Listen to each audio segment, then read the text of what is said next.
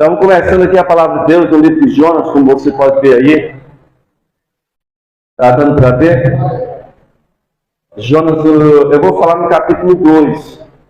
Eu preciso falar com a igreja sobre a questão do vídeo de oração, mas eu quero começar lendo aí o último versículo do capítulo 1 do livro de Jonas. Amém? Todos acharam aí? Não precisa, né? A oração de Jonas seria o nome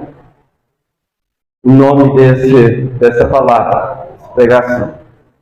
Quem nunca ouviu falar do profeta Jonas? Só quem nunca ouviu falar. Oh, rapaz, tem um ali. Eu vou fazer a introdução aqui esticadinha e rapidinho. A situação é a seguinte. O profeta Jonas era um profeta do reino de Israel, da época em que o reino foi dividido, certo? O reino do norte, 10 tribos, ou 9 tribos e meio. 9 tribos e meio. 2 tribos e meio do reino do sul, que era o reino de Judá. O profeta Jonas, ele é mais ou menos da época entre o profeta Elias e o profeta Eliseu. Ele viveu nessa época, mais ou menos. Aí o que acontece? A história é engraçada até, porque assim, trata-se de um profeta. O Senhor chegou para ele um dia e disse: você deve ir à cidade de Nínive, anunciar a ela que se arrependa, senão eu a destruirei. Nínive era a capital da Assíria, Assíria, que mais tarde foi tomado pela Babilônia, que depois foi tomado pelos persas, que depois foi tomado pelos gregos, e assim por diante. Tá? Mesopotâmia, aquela parte onde está o Kuwait, até lá em cima. A Síria era aquela região. Nínive é onde hoje seria o Iraque, tá bom? Uma das cidades mais antigas, da época aquele grande guerreiro, da época de Gênesis 10 fala do Nimrod, né? Uma das cidades que são mencionadas como início do reino dele é Uruk, Erech, em outra tradução, que é hoje Iraque. Amém? Então, para você ter ideia, veio a palavra do Senhor aí dizendo: vai e anuncia que ela se arrependa ou pague as consequências, ou seja, ou eu vou destruir todo mundo. E ficava mais ou menos a 780 quilômetros do lugar onde Jonas estava, indo para cima e depois para a direita, nordeste, tá? Passando do Eufrates para lá, para a direita no mapa. Era essa a posição que ele deveria ir, segundo a ordem de Deus. O que ele fez? Loucamente, ninguém sabe. A gente, muitas vezes, quando a gente é surpreendido com ações de pessoas que a gente nunca espera, tipo assim, o cara fez uma coisa muito louca, e aí eu disse: rapaz, nunca esperava que ele fizesse um negócio desse. Foi doideira demais. Foi doideira demais. Ele pegou o dinheiro dele, ele desceu a Jaffa, Tel Aviv hoje, lá tem um porto. Ele pagou com o dinheiro dele uma passagem para ir para Tarsis, Estreito de Gibraltar. Tarsis é o sul da Espanha, tá? E ele pegou um barco, um navio de passageiro, e foi para lá. E estava fugindo da ordem do Senhor, amém? Houve uma grande tempestade, ele estava depressivo. Pô, fazer uma loucura dessa, ele tinha que estar mais do que depressivo, né? Estava depressivo meio, estava no porão, lá escuro. Convidaram ele a orar, porque o barco ia naufragar, ele não quis orar. Cada um estava clamando pelo seu Deus, ele ficou lá dormindo, lá, ele disse: não, tipo assim, dane-se, eu quero morrer mesmo. Ele estava no último grau de depressão, provavelmente, porque ele estava entregue à morte. E você vê que a coisa como é séria. Alguém chega para ele e diz assim: declare aí qual é o seu Deus. Ele diz: meu Deus é o que criou todas as coisas, céu, a terra, o mar, tudo. E ele já foi dizendo: não, eu sei que isso é por minha causa, é só vocês me pegarem aqui e me jogarem no mar. vai parar esse negócio. Aí os homens dito e feito, né?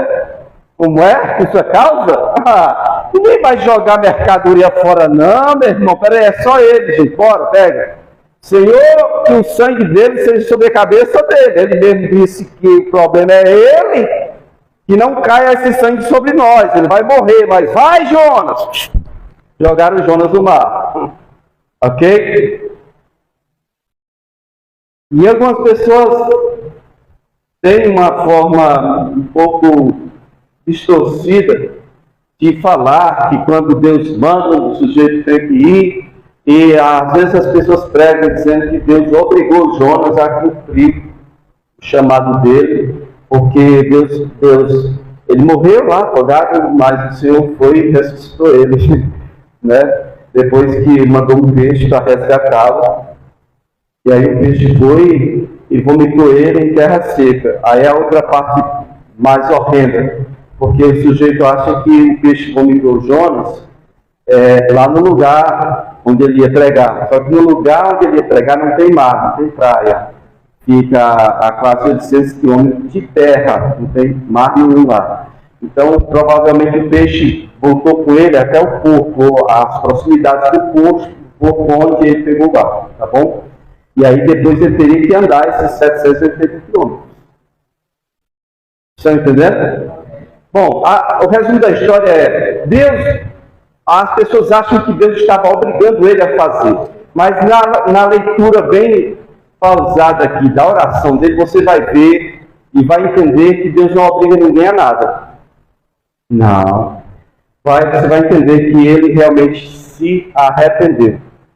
E então, começando em Jonas aqui, se você observar no capítulo 1, no versículo 17, vai dizer que o Senhor preparou, né? Ou deparou o Senhor um grande peixe para que tragasse Jonas, e esteve Jonas 3 dias e 3 noites no ventre do peixe.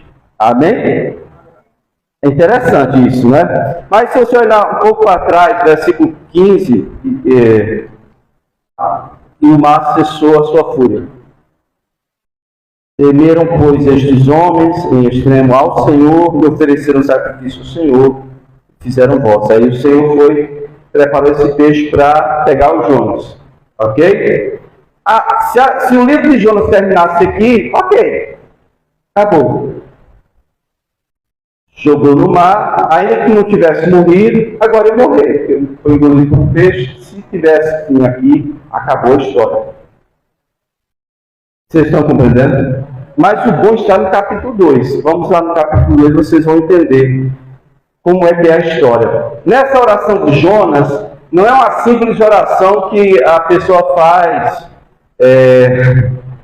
diariamente, não. É uma oração de arrependimento, de reconhecimento, e nessa oração de Jonas, ele se expressa, ele dá detalhes de como ele orou 3 dias antes, um pouquinho antes dele morrer. Porque ele morreu. E pelo que eu fiquei meditando, procurando aqui evidências, a ideia foi mais ou menos a seguinte: ele é lançado ao mar, e quando ele, na ânsia da morte, ele ora ao Senhor, ele apaga, e aí pronto, ele morreu. Antes que ele fosse apanhado por outros peixes, e ele fosse partido ao meio, ou sei lá, um peixe bem grande foi enviado pelo Senhor e o engoliu. Esse peixe saiu então na direção que deveria ir para vomitar o Jonas. Esses 3 dias o peixe se tornou como um sepulcro, uma forma de garantir que o corpo dele não fosse vamos dizer assim, totalmente partido. E a oração no capítulo 2 vai mostrar para nós claramente como foi que isso aconteceu. Porque essa oração, estou dizendo que foi assim, mas entendemos do texto como meditar e buscar, é que parece que ele acabou de ser ressuscitado no 3º dia que ele estava dentro do peixe.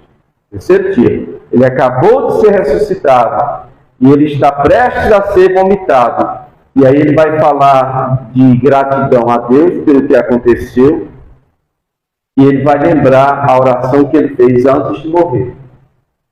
Ok? Estamos preparados? Vamos lá no capítulo 2 então? Diz então Jonas, versículo 1 do capítulo 2, diz então Jonas, do ventre de peixe, orou ao Senhor seu Deus. A primeira coisa que eu quero que você pare aqui, ele orou de onde? De onde?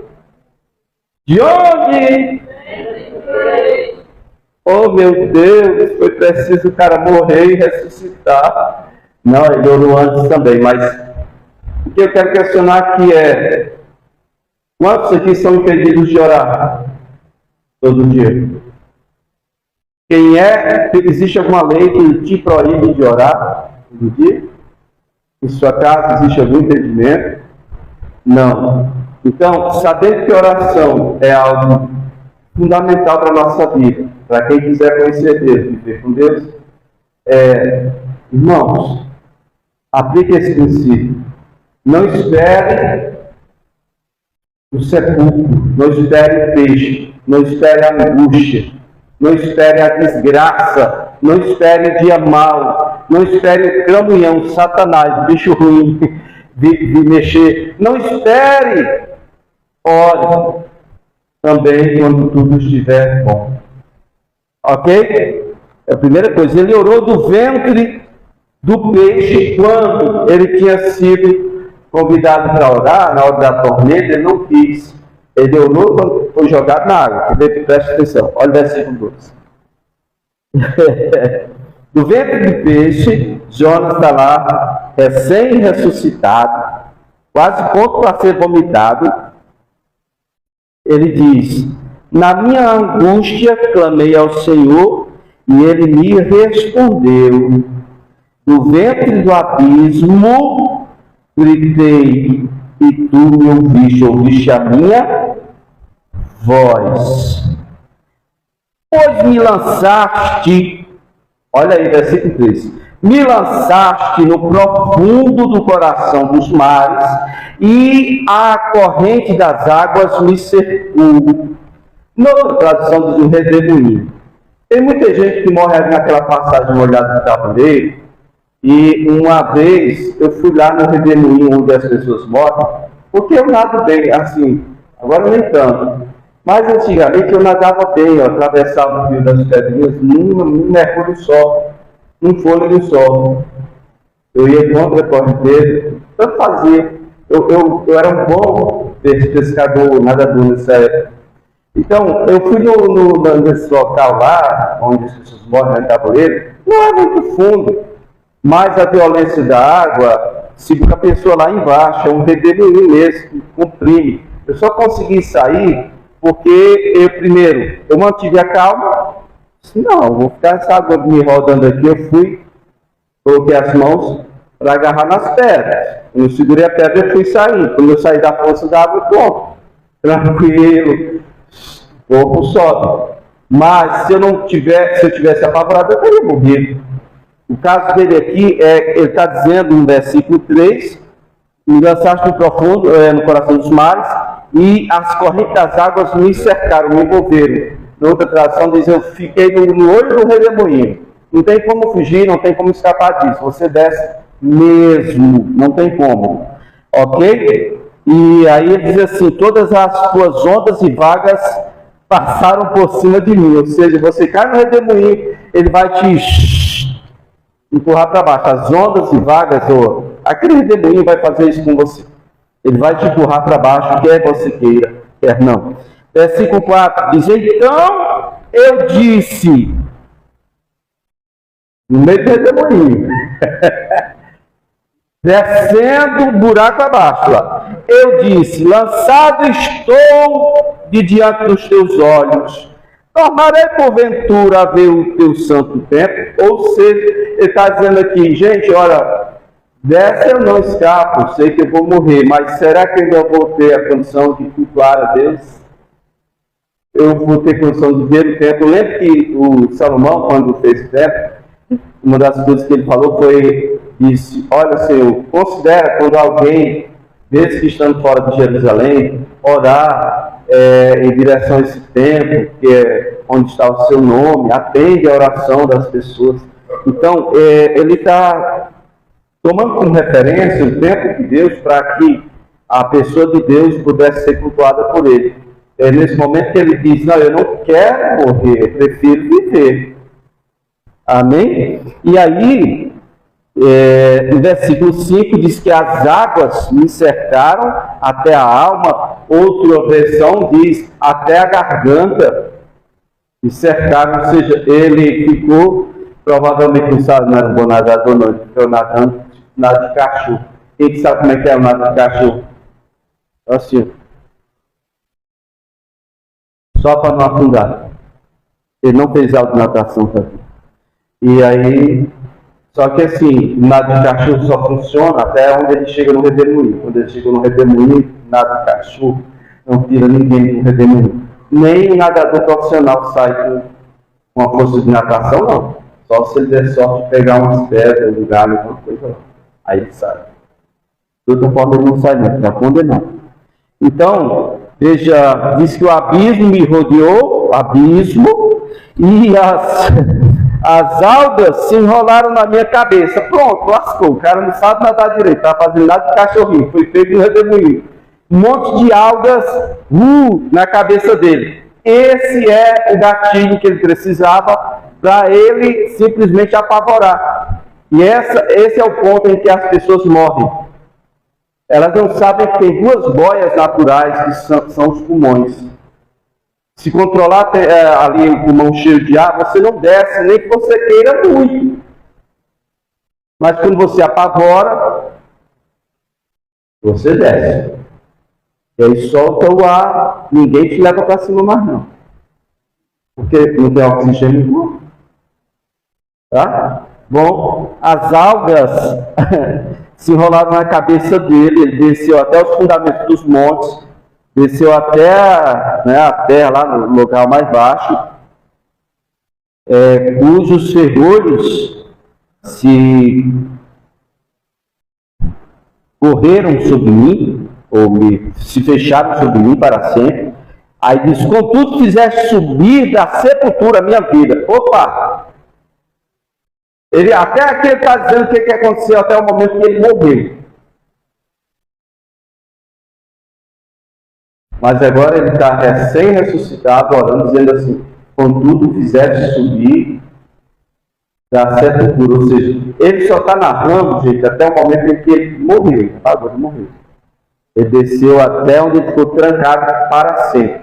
A versão NVI, aqui de jeito, vocês podem examinar, é aqui onde ele fala que ele morreu, ele foi trazido da sepultura, ele foi trazido da morte à vida. E aí no versículo 7, ele vai falar de quando ele estava morrendo. Olha o versículo 7. Quando dentro em mim desfalecia minha alma, nos últimos segundos ali, eu me lembrei do Senhor e subiu a ti a minha oração. Olha aí. Essa versão árabe do teu santo templo, não. O teu santo templo, não. Ele estava direcionado para o templo porque era o ponto de fé que ele tinha. Mas quem está sendo rodado no redemoinho, não sabe nem que direção que está morrendo, não está orando. Entendeu? É só uma questão assim, que está querendo dizer que ele voltou a vida dele para Deus no último segundo. Ele orou no último segundo. Ele se apegou com toda a fé ao Senhor no último segundo. Ele se arrependeu da rebelião, da desobediência dele no último segundo. Então, aí ele vai, versículo 8 e 9, é mais relacionado tanto ao povo de Israel quanto ao povo de Nínive. É aqui onde eu vejo um dos problemas que ele teve para causar desobediência. Um dos problemas que fez com que ele entrasse em depressão é que ele sabia o que Nínive ia fazer contra Israel. E aquilo foi demais para ele. Ele sabia que o povo de Deus iria ser levado para o cativeiro por causa da idolatria. Tanto as tribos do norte quanto as do sul, todas foram levadas, né? Foram dispersas. As do norte nunca mais voltaram. As do sul, de Judá, voltaram da Babilônia. Mas também foi por causa da idolatria. Amém? Versículo 8. Os que se entregam à idolatria vão e abandonam aquele que ele é misericordioso. Mas com a voz, versículo 9, com a voz do agradecimento, eu te oferecerei sacrifício. Desde que ele estava falando aqui, ele estava dizendo, eu fiz, eu orei, eu isso, está sempre no passado. Agora ele está falando em futuro, versículo 9. Eu que oferecerei sacrifício, e aquilo que eu prometi, aquilo que eu votei, eu prometi, eu vou pagar. Ele fez um voto antes de morrer. Provavelmente era, não vou mais ser desobediente, me arrependo, vou servir o Senhor. Se é para ir em mim, eu vou, mas não me deixa morrer não. Só que o Senhor deixou ele morrer. Mas o Senhor preservou o corpo dele. Então, a lógica humana diz que se você for engolido por um peixe, já era. Mas a lógica dessa história é que se não fosse o peixe que veio resgatar o corpo dele, seria impossível ele ser ressuscitado, porque os outros peixes iriam, cada um arrancar um pedaço e levar para um outro lugar. É assim que acontece. Quando a pessoa morre, afogada, e então fica difícil. Amém? E aí, versículo 10, que o Senhor falou ao peixe, o peixe não fez como Jonas, o peixe não ficou rebelde, o peixe não ficou revoltado. Deus falou com o peixe foi lá e vomitou o Jonas em terra. Vamos lá então, querido. Então, a primeira coisa que eu quero que você entenda é que Jonas, não estou comparando a pessoa de Jonas com a pessoa de Jesus, não. Outro dia eu comparei duas personagens aí, um da Bíblia e outro da nossa história, aí ficaram falando que eu estava falando de coisa política. Não, eu quero que você entenda o seguinte, eu não estou comparando pessoas, eu estou comparando atos em uma história. Então, o Jonas aqui, na história dele, ele aparece como uma tipologia de Cristo. Quando ele diz assim, jogue-me no mar, e aí o problema vai cessar. Ou seja, ele está dizendo, eu vou morrer para que vocês sejam preservados. Amém? É uma das primeiras atitudes que Deus honra. Aquelas pessoas que, você viu, o cara era um profeta, ele tinha vida de oração, sim ou não? Tinha ou não tinha? Tinha. Mas, se ele errasse nisso, dificilmente ele ia ser conduzido ao arrependimento. Entende? Ele simplesmente admitiu. Tipo assim, cara, eu já vou morrer mesmo. Ele estava no Corão. Eu já vou morrer mesmo. Então, para que essa gente morrer por causa do meu pecado, da minha desobediência? Não, então, peraí. O problema sou eu. O problema sou eu. Ele joga fora. Pecado fui eu que cometi. Vocês não têm nada com isso. Me joga fora do barco. É a primeira aplicação que eu quero fazer, né? Jogue-me ao mar e todos vocês vão se salvar. Se você olhar, por exemplo, João capítulo 3, versículo 14, Jesus está se comparando a Neustã, que é a serpente de bronze. O povo estava rebelde, aí veio serpentes mordendo aquelas pessoas e oraram a Deus. Moisés recebeu ordem de fazer uma serpente de bronze, colocar no lugar alto. Todo aquele que fosse mordido por uma serpente venenosa tinha que olhar para Neustã. Aí Jesus fala em João capítulo 3, versículo 14 e 15. Ele diz assim, como Moisés ergueu no deserto aquela serpente, o filho do homem será erguido, para que todo aquele que o mirar, todo aquele que enxergar, olharam para ele e foram iluminados, seus rostos não sofrerão vexame. Todo aquele que nele crê, não pereça, por causa do seu próprio pecado. Amém? Não pereça. Bom, então Jonas, ele ficou 3 dias e 3 noites no ventre do peixe. E aí Jesus fala, bom, vocês querem um sinal? O único sinal que vai ser dado para vocês é o sinal de Jonas.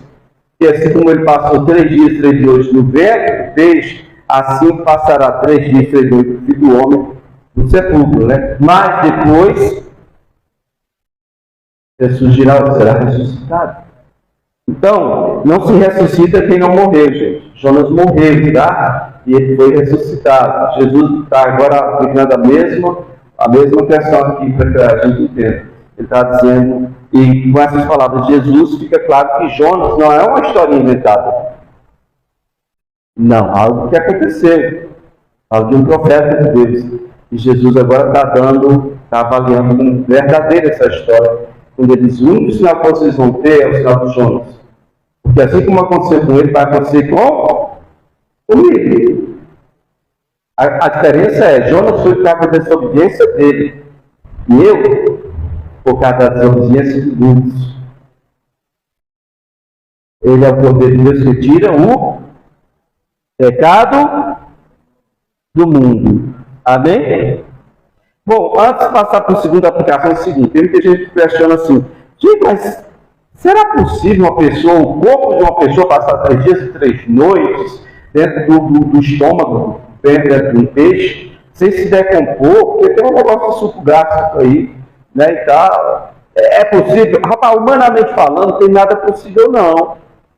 Mas, humanamente falando, é possível 3 pessoas serem jogadas dentro de uma fornalha. Os que foram jogar essas pessoas morreram queimados, mas os que foram jogados lá dentro começaram a conversar e passear dentro do fogo. Não tinha nem cheiro de fumaça quando foram tirados lá.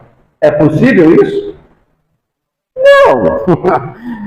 É possível que, segundo a tradição dos anciãos, alguém ser colocado dentro de um caldeirão de óleo fervendo, gordura, não era óleo, fervendo, gordura fervente, queriam fritar o apóstolo João como se faz com o corpo inteiro, caldeirão de gordura. Jogaram ele lá dentro, ele saiu ileso. É possível isso, humanamente? Não.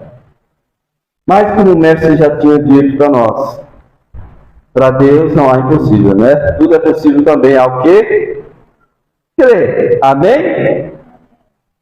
Bom, o segundo ponto que eu quero aplicar aqui para nós, é que até que nível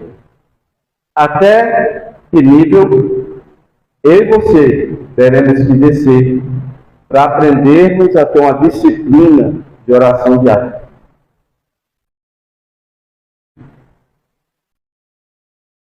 Tudo que é para nossa edificação custa caro. Eu não sei por que é tão difícil. Você ficar com raiva é fácil ou é difícil? É fácil? Tacar o pé na porta, arrombar quando você está com raiva, com ódio no coração e falar que não deve. É fácil ou é difícil? Mas por que é tão difícil a gente orar todo dia? Por que é tão difícil? Será que nós vamos ter que descer ao nível que o Jonas desceu? Ou quem sabe o filho pródigo? Ele desceu muito, né? Desceu até não ter nem o que comer. Aí quis reconciliar com o pai. Aquele pai lá representa Deus. Buscar o Senhor, reconsiderar a presença do Senhor. Irmãos, esses salmistas aqui, eles eram muito bem, eles eram os caras que colhiam músicas para os cultos. Olha o que diz o Salmo 120, versículo 1. Na minha angústia clamei ao Senhor e Ele me respondeu.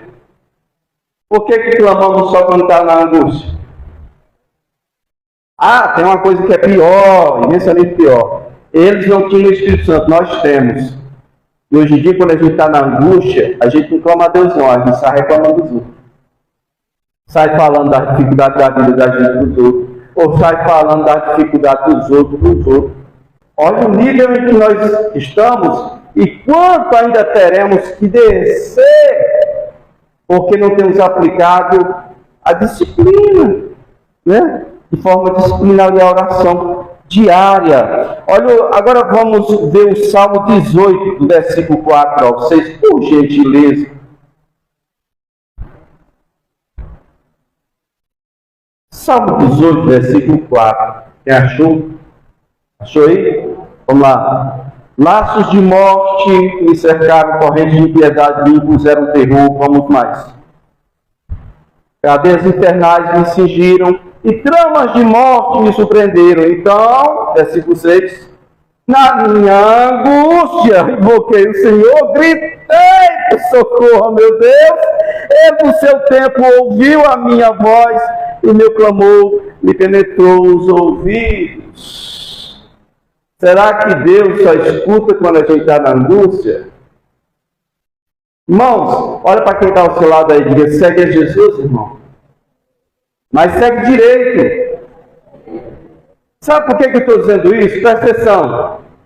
Quem é aqui, seja sincero, que quando está no momento de angústia, diz assim: rapaz, não estou com cabeça nem para orar. Se for dia de culto, eu não vou nem no culto hoje. Eu estou para morrer. Quem aqui que passou por uma coisa dessa? Só que Jesus, na noite em que ele foi traído, na noite em que ele ia ser espancado, torturado, naquela noite, ele foi orar. Fala para você, não ora, irmão. Não espera a angústia chegar, não. O pessoal dos salmos aí tem um negócio de só buscar quando está apertado, na angústia, eu vou orar. Sabe qual é o vício da nossa carne? É uma desgraça. A carne é uma desgraça. É assim, quando está tudo bem, orar para quê, né, negada? Ah, está tão bom, Deus tem abençoado demais, para que nós vamos orar? Então vem um tempo ruim, não vou orar não, estou com a cabeça para isso, não tenho nem o que dizer a Deus. É isso que a sua carne quer que você faça. Se você não tomar as rédeas desse negócio, quem vai ser responsabilizado pelos seus atos mais para frente é você. Eu ainda quero que você olhe o Salmo 116, do versículo 13 ao 6, para você ver que é uma constante isso. E a gente só querer aplicar a oração quando o negócio está só o bagaço. Amém? Salmo 116, do versículo 3 ao versículo 6. Veja. É a mesma coisa do outro lado, né? Laços de morte me cercaram, a angústia do inferno se apoderaram de mim, caí em tribulação e tristeza. Então invoquei o nome do Senhor. Ó Deus, livra minha alma. Compassivo e justo é o Senhor, nosso Deus, é misericordioso. O Senhor vela pelos simples, achava-me prostrado e Ele me salvou. Essa cultura é do inferno. Fala para o seu irmão. Isso dessa cultura do inferno, irmão. Essa cultura é do inferno. É o diabo que está investindo nisso para que você, mesmo ter passado a vida vindo à igreja, ainda mesmo assim você ainda vá para o inferno. Porque se você não ora, você não conhece Deus. Se você não ora, você não é ungido por Deus. Se você não ora, você não é revestido pelo poder de Deus. Logo, você nunca vai fazer a vontade de Deus. Você vai passar a vida assim, não. E se você espera para orar só no tempo de angústia, o que você está fazendo diferente dos desgraçados que nunca vão ter condição de chegar no céu? Desgraçados literalmente, fora da graça. Aqueles que vão para o inferno. O que você está fazendo diferente daqueles que vão para o inferno? Se só buscam a Deus por interesse, no momento que está na pior, eu só quero que vocês entendam. Essa palavra é uma palavra muito séria, mas eu quero que a gente possa aplicar em nossa vida. Amém, queridos? Amém? Diga comigo, oração é a primeira necessidade do meu dia. Amém? E você tem que se disciplinar de forma que você obrigatoriamente faça isso. Depois você passa a gostar. Então, ore mesmo quando você estiver tranquilo. para que você possa ser guiado de forma que você não caia em alguma trincheira, algum buraco, certo? Pelo caminho onde você está andando. Então, eu quero ir para um terceiro aplicação, diz que, olha, eu e você precisamos reconectar com Deus enquanto há tempo. Eu acho que é Isaías, eu não estou bem certo, mas eu acho que é Isaías 55:6. Buscar o Senhor enquanto se pode, achar, invocar enquanto está perto. Enquanto se pode achar, é enquanto você pode ser achado, né, velho? Porque depois que você morrer, pau, acabou. Jonas teve a sorte de morrer, orar enquanto estava morrendo.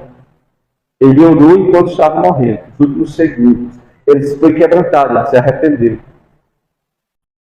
Quando ele caiu a ficha e disse: desce, eu não escapo, eu vou morrer. Quem está entendendo?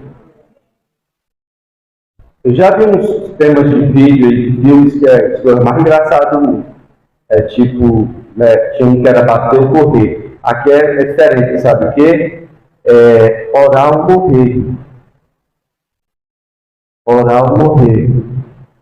E a oração, no caso de Jonas, funcionou mesmo ele tendo morrido. Ficou sem resposta não. A resposta veio. Se você olhar lá na história de Jonas, capítulo 2, versículo 4, ele fala: eu fui expulso da tua presença, contudo olharei de novo para o seu templo, eu olharei de novo para o seu templo. Aqui a ação dele é diferente de Caim, por exemplo. Eu vou sair errante na sua presença, quem me encontrar vai me matar, ou seja, já sou desclassificado mesmo, então quero mais saber, buscar. Queridos, ele reconhece o erro dele em tempo, e ele voltou ao Senhor em tempo. E tem muita gente contando que vai ter esse tempo. Tem ou não tem? Quando eu estiver pertinho ali, eu me arrependo. Vai. Já ouviu falar num negócio que eles chamam de azar? Você não sei o que é, não. Mas vai que dá um azar e você, de repente, aí quando for no carro. Qual é o tempo que você tem? Se arrepender, se não. Nenhum. E aí vai acontecer o quê? Bom, se você for do Senhor, os anjos vão te buscar, o Senhor de Abraão, conforme a história que Deus escutou no Rico de Lázaro. Se não, você vai abrir os olhos, você não vai estar no ventre de um peixe, você vai estar no centro do inferno. Mas você for uma pessoa tão caridosa, não importa, querido. Só entra no céu quem tiver lavado e remir pelo sangue de Jesus. Não é quanto você fez de bom ou de mal. A questão é, você foi purificado ou ainda está sujo? Você tem pecado? Porque a Bíblia diz todos os pecados. Como é que você sai fora do pecado? É pelo sangue de Jesus que nos purifica. Você aceita o sacrifício de Jesus, amém. Se não, dá ruim para você, vai dar ruim. E você vê que na história de Jonas, como eu tinha falado, ele não ficou culpando os outros. Nós temos uma mania horrível. Eu já citei aqui, não vou citar nomes, mas tinha um cara que, quando ficava mal, começava a culpar Deus, responsabilizar Deus pela desgraça dele, pelas escolhas porcarias que ele fez. Eu odeio isso. Não, meu irmão, se afasta. Debaixo do meu teto aqui, não quero que você fale essas besteiras aqui, não. Sai fora. Sabe?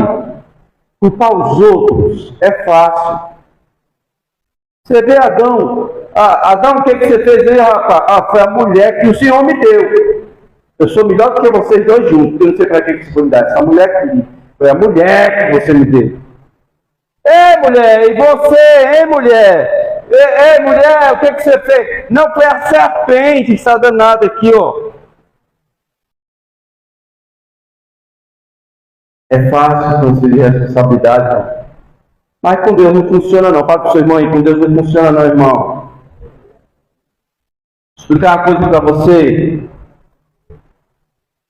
Quando eu e você nascemos nessa terra, ninguém nasceu condenado não, viu? A gente nasceu com tendência a ser condenado, mas ninguém nasceu condenado não, porque vamos supor que quem tem a criança até 6, 7 anos, ela não tem noção das coisas direito não, tem, irmãos? Tem noção? Não, então ela não tem pecado, irmãos. Você nasce. Quem é o autor da vida, não é Deus? Então você nasce humanamente, semente de homem, mas o Espírito que dá não é Deus? Então o seu Espírito está vivo. Agora, por a sua carne ter dado as consequências do pecado do Adão lá, vai chegar o tempo da sua consciência e você vai começar a desobedecer pai e mãe. Isso é pecado.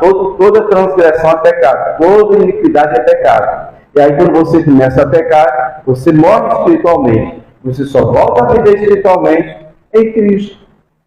Amém? Amém?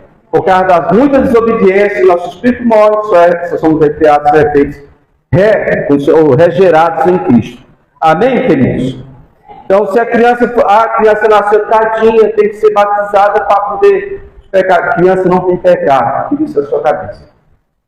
Só existe pecado, não existe consciência do certo e errado, e eu escolho o errado. Porque pecado é o quê? Definido pecado. É transgressão de qualquer lei, mandamento, transgressão.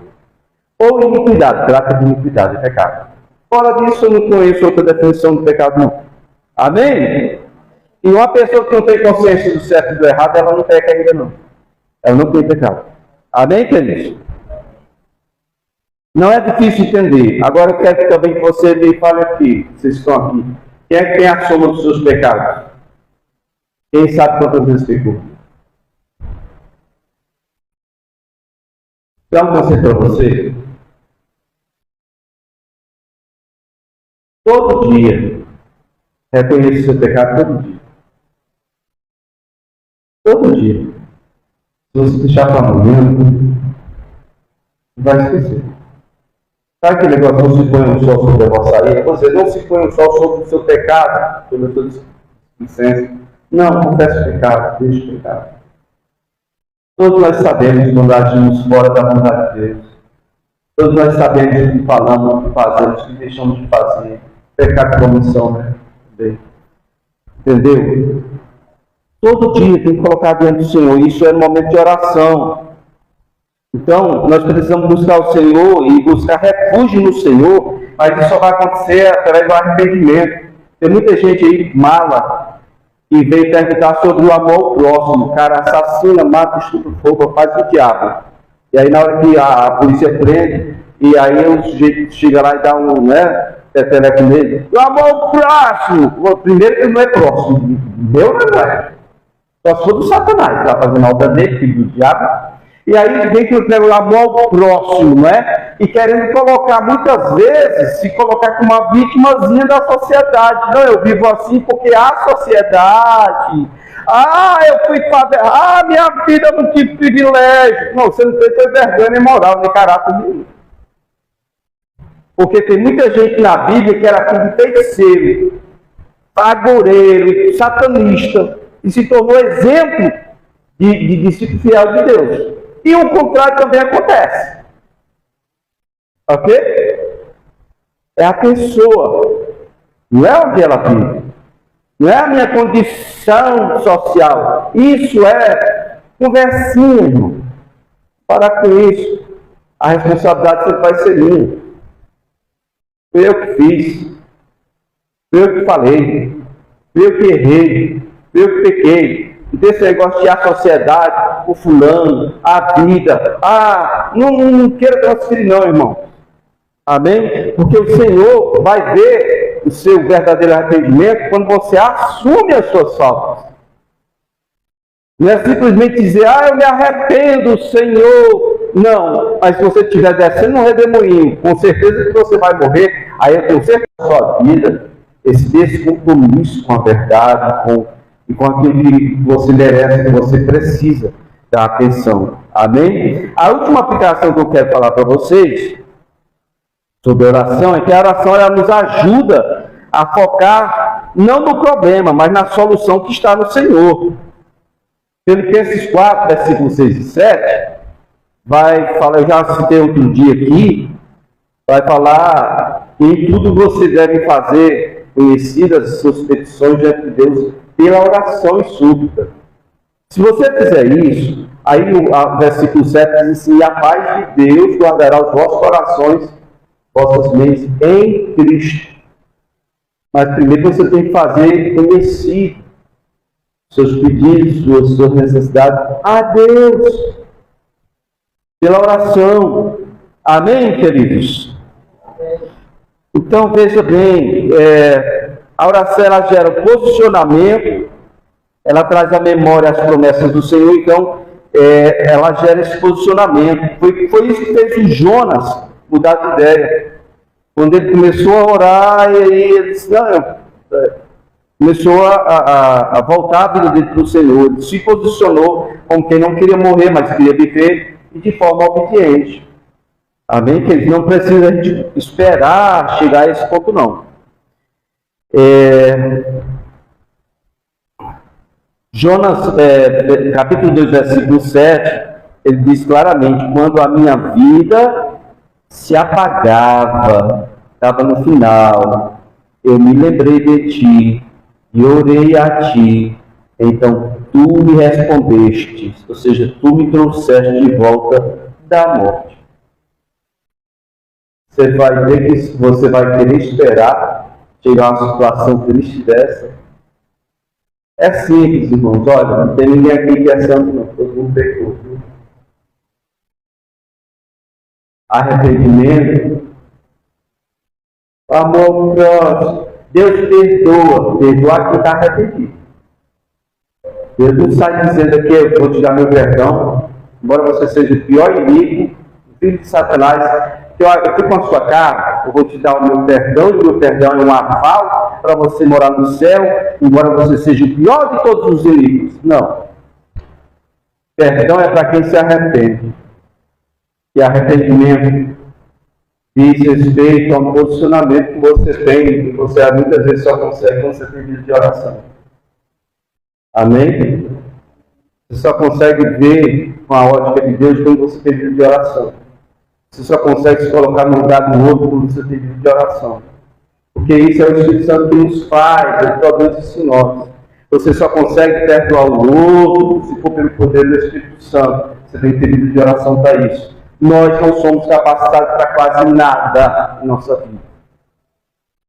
Por isso a oração tem que vir primeiro em tudo. E finalmente Deus não forçou Jonas a fazer o que ele queria, não. A verdade, Deus resolveu dar ouvidos à oração que ele fez, que Jonas fez, no final da vida dele. Por isso, Deus o ressuscitou para que ele recebesse uma segunda chance de ir lá e fazer direitinho, sem reclamar, sem murmurar, sem se rebelar. Amém, queridos? A oração não te livra de entrar em buracos. Ela não te livra de passar aflição na vida. A oração não te livra de momentos ruins, mas ela providencia a presença do Senhor. E isso é o que capacita a gente para passar momentos ruins. Quem acha que Estevão tinha vida de oração? Você tem capacidade de ser apedrejado até a morte, sem ter pecado nenhum, ser apedrejado até a morte porque está pregando e ensinando o Evangelho. Você tem condições de perdoar essas pessoas sem rancor nenhum? Fala a verdade. Ou será que você iria morrer? Não como Estevão, mas como Sansão. Senhor, me dá força! Eu quero morrer, mas eu quero levar eles comigo.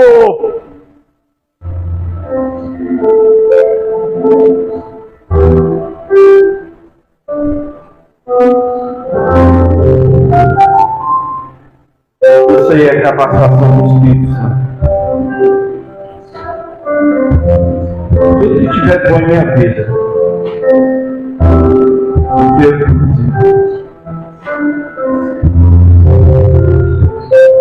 Foi Deus que fez. Nós precisamos orar.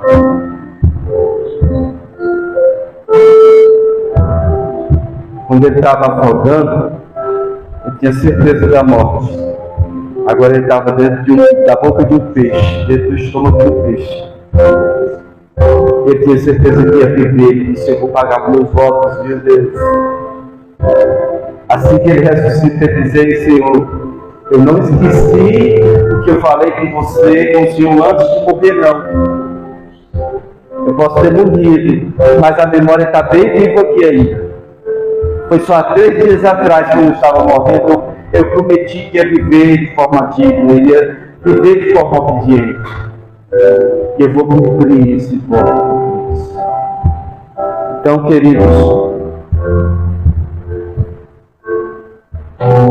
tem muita gente que quer viver o extraordinário, mas não quer viver vida. Vamos orar ao Senhor um pouquinho. Eu quero que nesse momento a gente vai orar. Se você já entendeu que mais que orar, você precisa se arrepender, se achegar a Deus, faça isso hoje. Entrega a sua vida a Jesus. Alguém que deu a própria vida por você não vai te fazer mal. Alguém que deu a própria vida por você, que morreu por você, que advoga a sua causa. Esse alguém não pode uma hora te amar e outra hora te odiar. Não, isso aí sou eu, isso aí é a gente. Jesus não faz isso não, irmão. Jesus não faz isso não. Se você hoje precisa, como eu preciso, levante seus mãos, declare Ele seu arrependimento, declare a Ele, declare a Ele, que sou eu, povo com uma vida de oração.